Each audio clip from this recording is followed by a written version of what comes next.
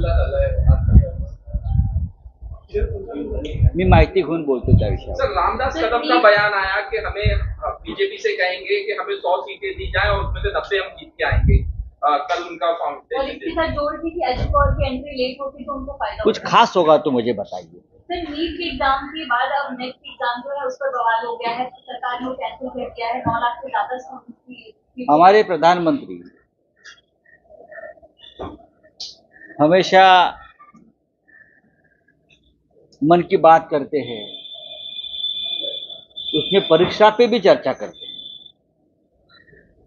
लेकिन देश के ये महत्वपूर्ण परीक्षा में जो घोटाले चल रहे हैं, जो फ्रॉड चल रहे हैं, उसमें अब तक उस परीक्षा पे प्रधानमंत्री ने चर्चा नहीं की. बाकी सब पर चर्चा करते हैं. इटली में जाकर आते हैं, वहां चर्चा करेंगे,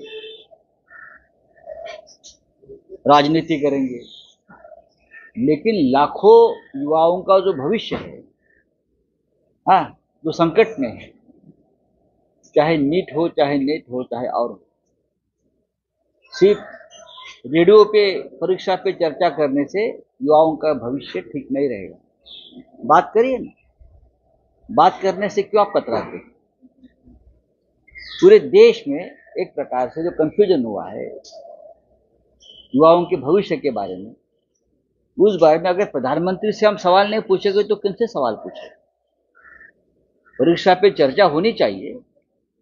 अगर हम चर्चा करेंगे तो आप बोलेंगे आप हमें विरोध करते हो, बेवजह टीका टिप्पणी करते हो. लेकिन लाखों युवा, उनके अभिभावक, उनके पेरेंट्स सभी सड़क पर है, सभी रो रहे हैं, सभी संकट में, तो बात तो करिए. अमरावती जिल्ह्यात 152 दिवसामध्ये 143 आत्महत्या केल्या शेतकऱ्यांनी. राजधानी झाली आत्महत्या करणाऱ्या शेतकऱ्यांची. विदर्भातले जे नेते आहेत, देवेंद्र फडणवीस जो उपमुख्यमंत्री आहेत, राज्याचे मुख्यमंत्री आहेत, या सगळ्यांनी मिळून अमरावतीमध्ये एकदा जायला हवं आणि आपण जो आकडा सांगितला शेतकऱ्यांच्या आत्महत्येचा, याच्यावरती तिथे बसून चिंतन आणि मनन केलं पाहिजे. हा आकडा फक्त अमरावतीचा नाही, महाराष्ट्रातल्या अनेक जिल्ह्यातून अशा प्रकारचे आकडे येत आहेत. विशेषतः 2.5 वर्षापासून मिंदे सरकार आल्यापासून विदर्भातल्या आणि एकंदरीतच महाराष्ट्रातल्या शेतकऱ्यांच्या आत्महत्या वाढलेल्या आहेत.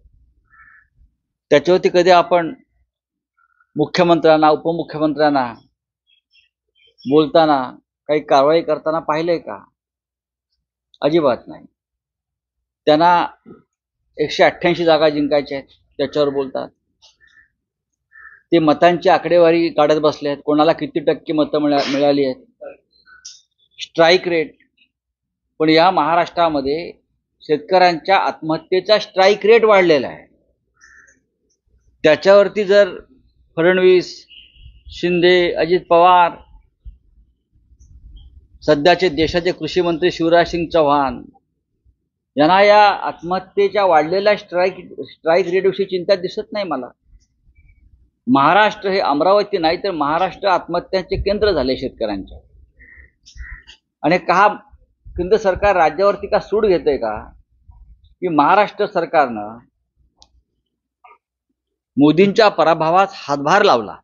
महाराष्ट्र राज्यानं बहुमत गमावलं मोदींनी महाराष्ट्रामुळे. त्याच्यामुळे या शेतकऱ्यांवर सूड घेतला जातोय का, अशी शंका आणि चिंता आम्हाला वाटते. शेतकऱ्यांसाठी जी धोरणं राबवली जात आहे, वचननाम्यात सांगितलं जात आहे, मग राज्य सरकारने शेतकऱ्यांसाठी कोणती धोरणं राबवली नाही किंवा राबवली जात नाही. आजही शेतकरी कर्जबाजारी आहे. माननीय उद्धव ठाकरे यांनी जे त्यांचं कर्ज माफ केलं, तो त्यांना शेवटचा मिळालेला दिलासा मुख्यमंत्री म्हणून. त्यानंतर गेल्या 2.5 वर्षात सरकारकडून शेतकऱ्यांसाठी कोणतीही ठोस योजना समोर आली नाही. अनेकदा गारपिटी, अवकाळी पाऊस, दुष्काळ या चक्रात शेतकरी सापडलेला आहे. पण सरकार जागेवर नाही. सरकार आता विधानसभेच्या कामाला लागलं. सरकारला मतं विकत कशी आणि कुठे घ्यायची याची चिंता आहे. शिवसेनेला 9 जागा कशा मिळाल्या किंवा महाविकास आघाडीला 31 जागा कशा मिळाल्या ह्याच्यावर त्यांचं संशोधन सुरू आहे महाराष्ट्रात.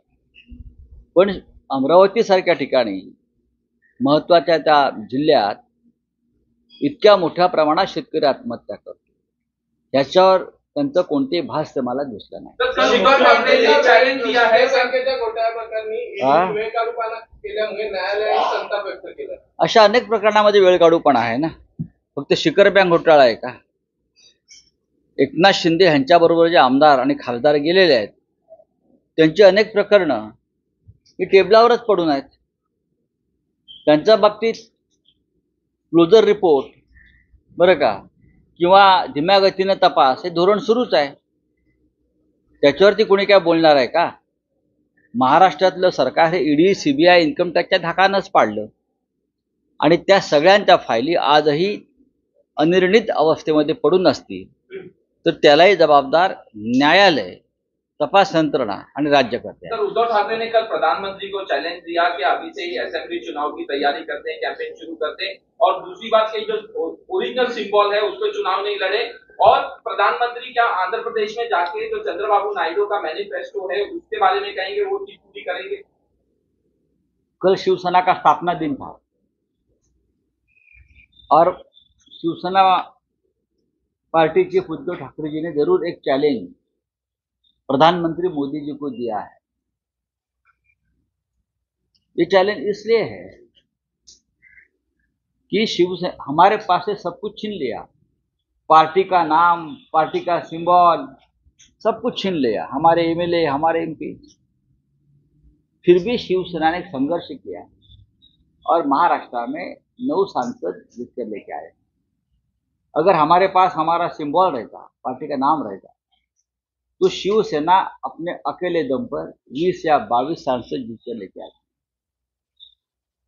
हमारा चैलेंज है मोदी जी को, जिसको आपने हमारा सिंबल दिया है ना, वो सिंबल निकाल लो, पार्टी का नाम निकाल लो.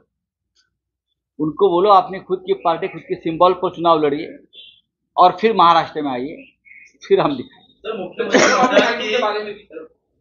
फिर हम दिखाएंगे महाराष्ट्र. फिर भी हमने दिखाया है कि महाराष्ट्र क्या है, छत्रपति शिवाजी महाराज का महाराष्ट्र क्या है हमने दिखाया है. हमने 31 सांसद मोदी जी के खिलाफ चुनाव लड़कर जीत कर दिल्ली में भेजे हैं और जहां जहां मोदी जी आए वहां सब जगह पे हमने मोदी जी का और उनके पार्टी का पराभव किया. त्यांची आता या राज्याच्या जनतेने जी ठासून मारलेली आहे बरं का, त्याला मलम लावत बसा. चोरलेलं चिन्ह धनुष्यबाण आणि चोरलेलं शिवसेना हे नाव, त्याचा वापर करून निवडून येणं याला ठासून येणं म्हणत नाही बरं का, तर चोरून येणं म्हणतात. हे चिन्ह तुमचं नाही, हा पक्ष तुमचा नाही. नरेंद्र मोदी आणि अमित शहा या महाराष्ट्राच्या शत्रूंच्या मदतीनं तुम्ही ते चिन्ह चोरलं, त्याचा फटका आम्हाला काही प्रमाणात नक्कीच बसलेला आहे. तुम्ही काय आहे, तुम्हाला लोकांनी का मतं द्यावं, तुमची लायकी काय आहे, तुम्ही या राज्यासाठी काय केलं. शिवसेनेची स्थापना 58 वर्षापूर्वी झाली आहे, तेव्हा तुम्ही कुठे होतात. तुमचा जन्म तरी झाला. और जहां जहां मोदी जी आए वहां सब जगह पे हमने मोदी जी का और उनके पार्टी का पराभव किया. त्यांची आता या राज्याच्या जनतेने जी ठासून मारलेली आहे बरं का, त्याला मलम लावत बसा. चोरलेलं चिन्ह धनुष्यबाण आणि चोरलेलं शिवसेना हे नाव, त्याचा वापर करून निवडून येणं याला ठासून येणं म्हणत नाही बरं का, तर चोरून येणं म्हणतात.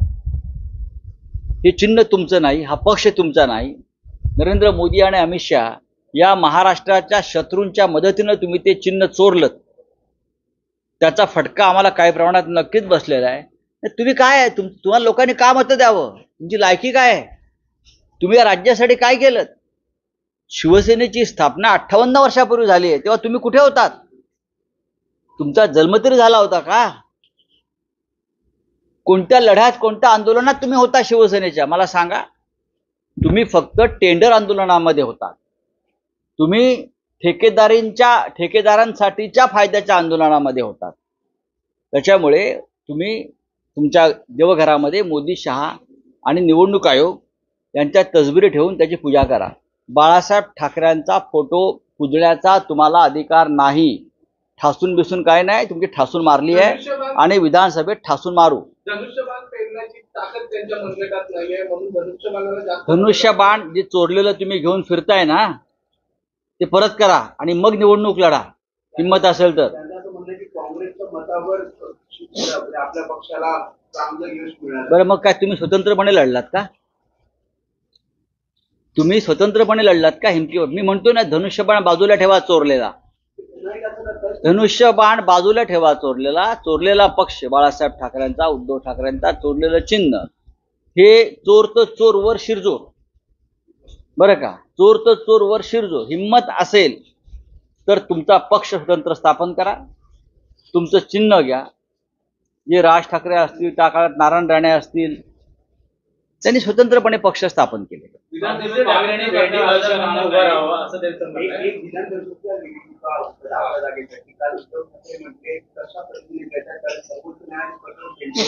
हा अत्यंत महत्वाचा विषय आहे. अजित पवार गटाच्या आणि मिंदे गटाच्या 40 आमदारावर अपात्रतेची टांगती तलवार आहे. सर्वोच्च न्यायालयानं काही निरीक्षणं नोंदवलेली आहे की हे अपात्र ठरू शकतात. अशा प्रकारच्या भूमिका सर्वोच्च न्यायालयाच्या आहेत. अशा वेळेला जे आमदार अपात्र ठरू शकतील आणि सर्वोच्च न्यायालयामध्ये त्या संदर्भात एक खटला सुरू आहे, अशा वेळेला हे आमदार मतदान करून विधान परिषदेचे आमदार निवडून आणतील, हे घटनाबाह्य आहे. त्यांना अधिकारच नाही. आम्ही या संदर्भात सर्वोच्च न्यायालयामध्ये मेन्शन करतो आहोत की ही निवडणूक घटनाबाह्य आहे, बेकायदेशीर आहे. तुम्ही या निवडणुकीला स्टे दिला पाहिजे. कॅबिनेटमध्ये नरेंद्र मोदी यांनी वाढवण बंदराला मंजुरी दिली आहे. 76,000 शेतकऱ्यांच्या बघा, कोकणात मध्ये अशा प्रकारचे प्रकल्प आणायचे त्यांच्या मित्र उद्योगपतींच्या घशात घालण्यासाठी. हे त्यांचं धोरण आहे. नाणार असेल, वाढवण असेल, अशा प्रकारचे घातक समुद्र नष्ट करणारे, शेतकरी, मच्छीमार, बागायतदार कोकणातल्या यांना खतम करणारे अशा प्रकारचे प्रकल्प आणणं हा मोदींचा छंद आहे. आणि मग रत्नागिरी असेल, सिंधुदुर्ग असेल, रायगड असेल, पालघर असेल म्हणजे वाढवण, इथे अशा प्रकारचे प्रकल्प आणून आपल्या मित्र उद्योगपतींचा फायदा करून देण्यासाठी हे सगळं चाललेलं आहे. मात्र भाजप बोलते की पहिल्याच कॅबिनेटमध्ये महाराष्ट्राला सगळ्यात जास्त निधी या बंदरासाठी 76,200 कोटी. हा निधी महाराष्ट्राला नसून हा मोदींच्या उद्योगपती मित्रांच्या फायद्यासाठी मंजूर केलेला निधी आहे. रामदास कदम म्हणतात की फायद्याला उशीर लागला तर फायद्याला असतं आणि येणाऱ्या काळात 100 जागा आता